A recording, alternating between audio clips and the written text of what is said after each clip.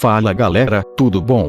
Nesse vídeo vou fazer um pequeno review sobre o capítulo 1 do mangá Shangri-La Frontier. Essa semana postei um vídeo comentando sobre a minha primeira impressão sobre o anime, vou deixar o link na descrição para vocês conferirem. Primeiramente, eu achei a arte um tanto diferente do anime, o que sempre acontece quando você vê o mesmo conteúdo em duas mídias diferentes, mas mesmo assim não pude evitar o choque que tive quando li esse primeiro capítulo. Não que a arte seja ruim, é muito boa, só um tanto diferente. Vou tentar botar alguns takes lado a lado na edição para vocês tentarem entender como me senti. Segundamente, algumas coisas acontecem em uma ordem um pouco diferente. Se vocês assistiram o anime vão entender o que eu quero dizer ao longo desse vídeo. Então vambora começar o reviewzinho.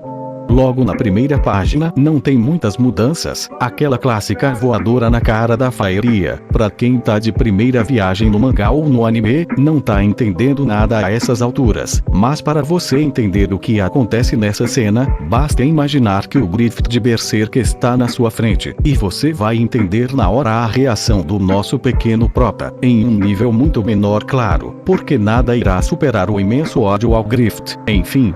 E foi assim que ele zerou Faeria Chronicle Online, e o vemos pela primeira vez fora do VR, comemorando por ter terminado um jogo horrível. E logo somos introduzidos que nesse mundo os jogos de realidade aumentada que são comuns, e os que se passam em uma tela, são considerados retrô. Porém diferente de Sword Art Online, pelo menos até agora, não tem nenhuma putaria do protagonista ficar preso no jogo e precisar sair. Reforça a questão de ser um jogo mesmo.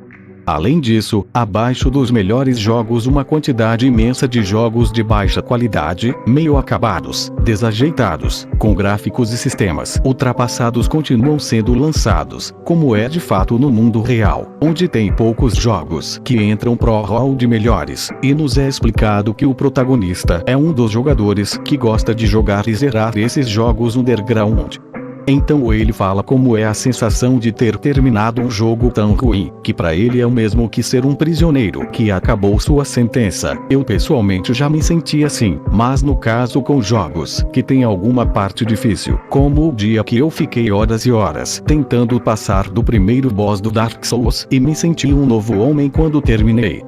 Depois de terminar um jogo tão absurdamente ruim, ele fica sem saber o que mais fazer da vida, tipo quando você maratona loucamente aquele mangá que tá muito foda, e acaba chegando no último capítulo mais rápido do que gostaria, fica todo desnorteado. Somos apresentados à loja de games onde o prota e uma garotinha que tá interessada nele frequentam. Eu só achei estranho eles venderem os jogos fisicamente, tendo uma tecnologia tão avançada que permite jogar em realidade aumentada, mas achei legal o conceito da lojinha de games, então relevo. Falando na minazinha, ela aparece pela primeira vez nessa página e se chama Rei, não sei porquê mas achei ela mais bonitinha no mangá, embora elas sejam iguais no mangá e no anime. Ele foi pra lá procurar o Izutomi, nosso protagonista, mas ele não tava lá, e a atendente que não é boba nem nada, já tinha pegado ela no pulo, e diz que ele não passou por lá esses dias porque tá zerando o jogo da Faeria. Uma observação aqui, eu achei a expressividade dos personagens, tipo das expressões faciais, principalmente da Rei e da atendente da loja bem expressivas. Acho que por conta do traço do autor, que eu gostei muito nesse aspecto.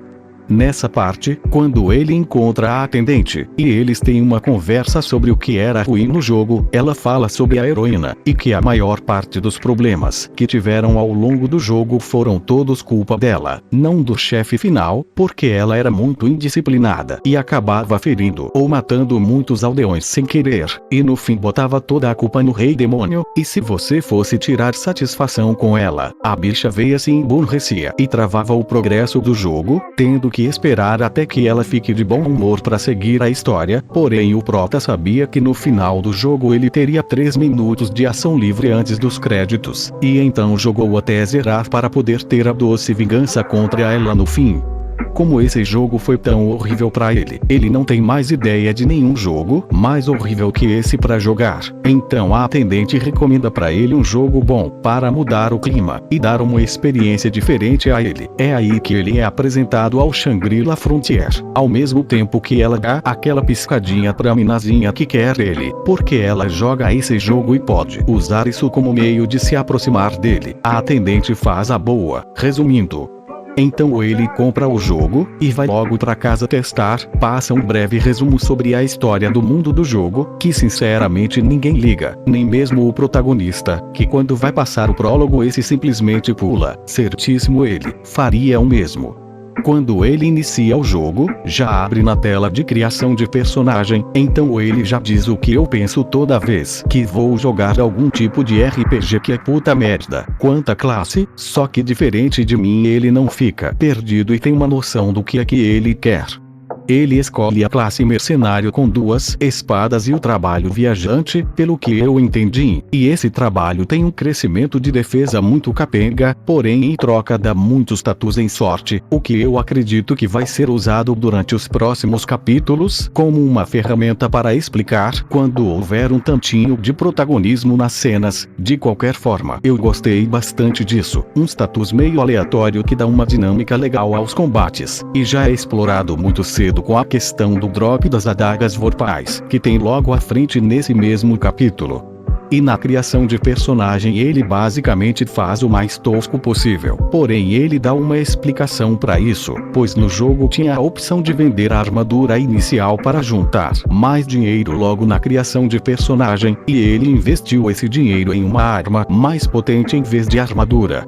Eu achei esse sistema de vender a armadura inicial no começo de jogo bem diferente. Eu particularmente nunca vi isso em nenhum jogo, e achei bem inovador trazerem isso no mangá. Basicamente, como ele vendeu toca a armadura, ele ficou só de tanga, e para esconder a pouca vergonha ele pegou uma máscara de passarinho, para não ficar andando por aí sem nem ter onde esconder a cara.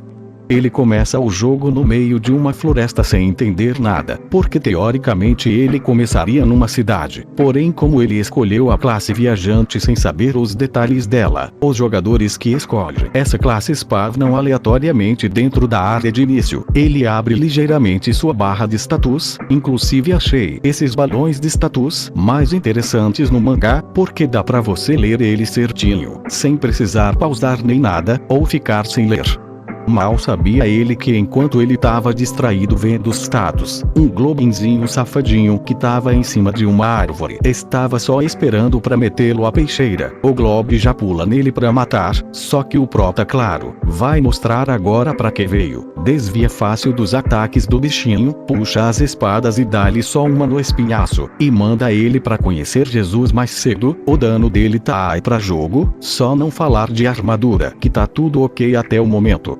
O narrador fala sobre a questão das durabilidades das armas, que é algo legal de observar, já que eles podem acabar se quebrando no meio do combate, e é preciso estar preparado.